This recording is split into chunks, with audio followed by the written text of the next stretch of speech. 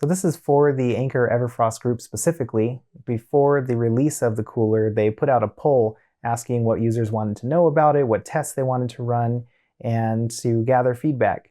And I think that if you haven't checked out that group and you want to learn more about the EverFrost 1 or 2, go ahead and join that group. The moderator is great, users are great, very knowledgeable. The beta testers are there, and a lot of users will end up being there answering questions and sharing feedback.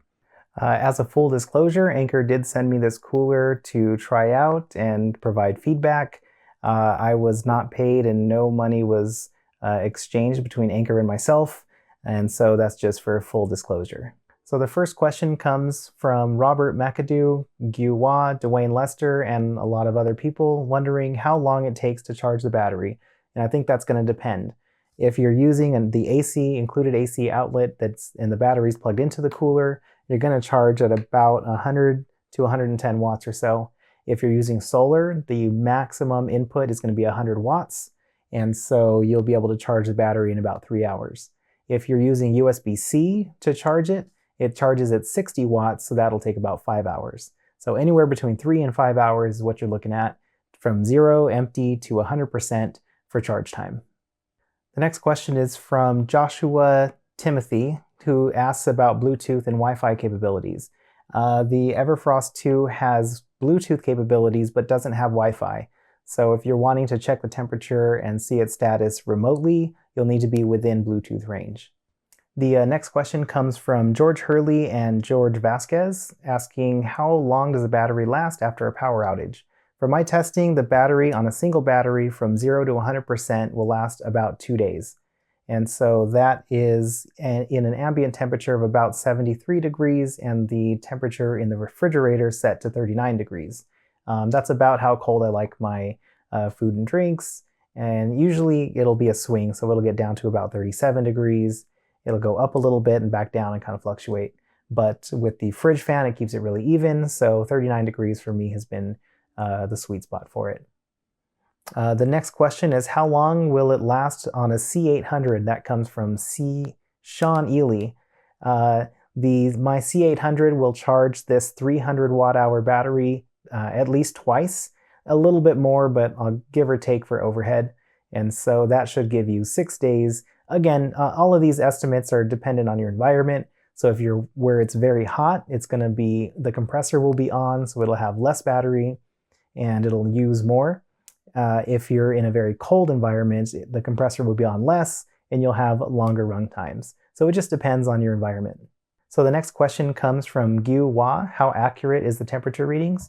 I think from my testing, it has been really accurate. The temperature was set at 39. It stayed consistently right around the 40 to 38 degree mark, floated only 1 or 2 temperature variance, 1 or 2 degrees variance. I think the fan inside has a big role in that. It really circulates that air, keeps it a consistent temperature throughout the whole box so that you can get an accurate reading and keep the fridge within a specific temperature. This was much improved over the EverFrost 1, where you can see 6 to 7 degree temperature swings on the first EverFrost. This next one is from JD Landrum. If you have it plugged into the wall without the battery and you lose power and then the power is restored, will it turn itself back on and will it keep the same settings? And from my testing, that's a yes. I had it set to 39. I plugged it in with AC. I tested that cutting power and restoring power. It came on automatically and kept the temperature settings. The cool thing is that if you have it off and plugged into the wall, if the power is cut and comes back on, it'll actually stay off if it was off before. So it must have some type of memory functionality that it keeps settings and knows its last state. So it'll come back on if you had it on, or it'll stay off if you had it off, despite the power source. This next one is from Fernando Lopez and Guwa. What's the difference between the EverFrost 1 and EverFrost 2? In a nutshell, I did a whole video, so I could talk all day about this, but check out that other video if you haven't. But the major difference is it has a dual battery system, LFP batteries, so it's going to last much longer. You have the accessory bar, you have the solar that is moved from the battery to the unit itself, And most importantly, one of the most important factors is the fridge fan. Fridge fan really keeps that temperature even throughout the whole box. It's much more efficient. The battery, I would say, is about 20% more efficient than the first gen. Over a 24-hour period, this was 10 to 15%, like they had more battery life left after the 24 hours in the EverFrost 2 as opposed to EverFrost 1. Again, check out the video for a full detailed description between the two, but those are the main highlights.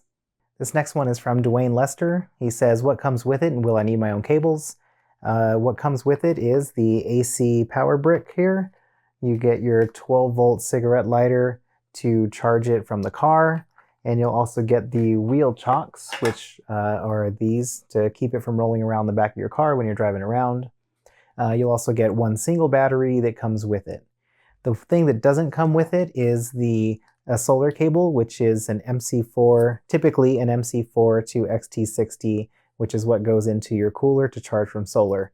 Now, this cable will usually come with your portable solar panels, and the most common connection is MC4, but you could get panels that have something different.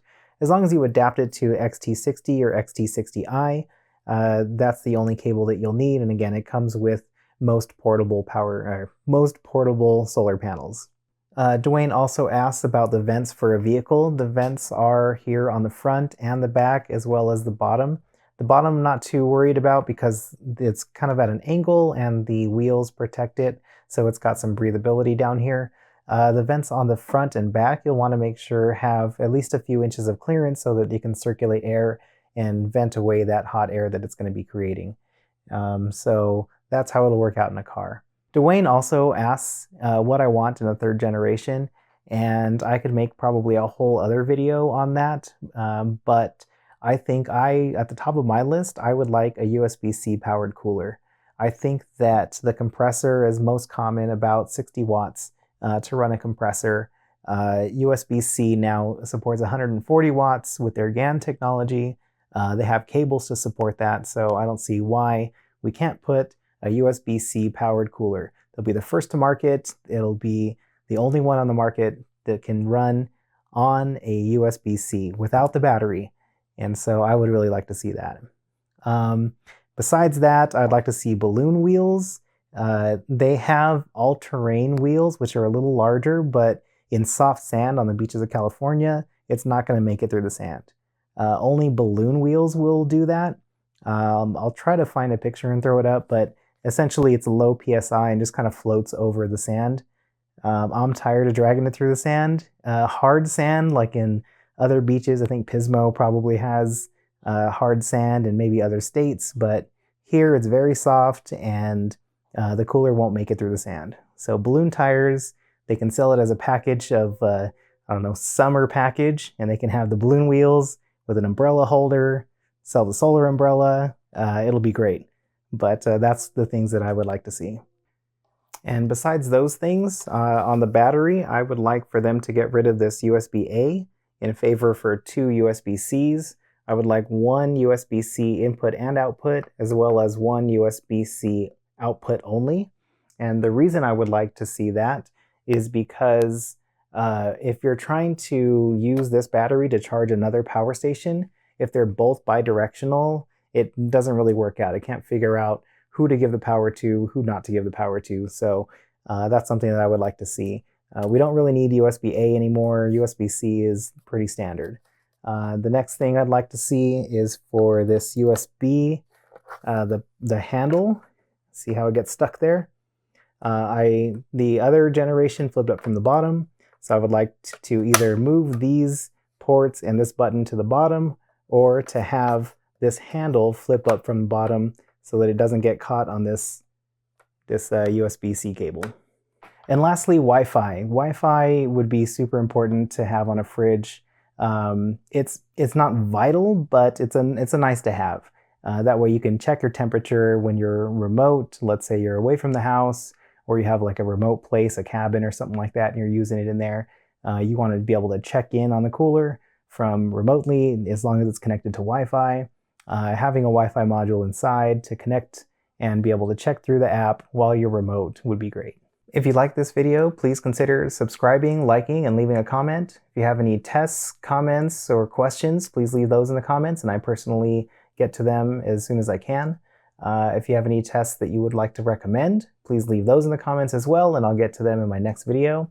Again, hit that like button, subscribe, and leave a comment. Thanks.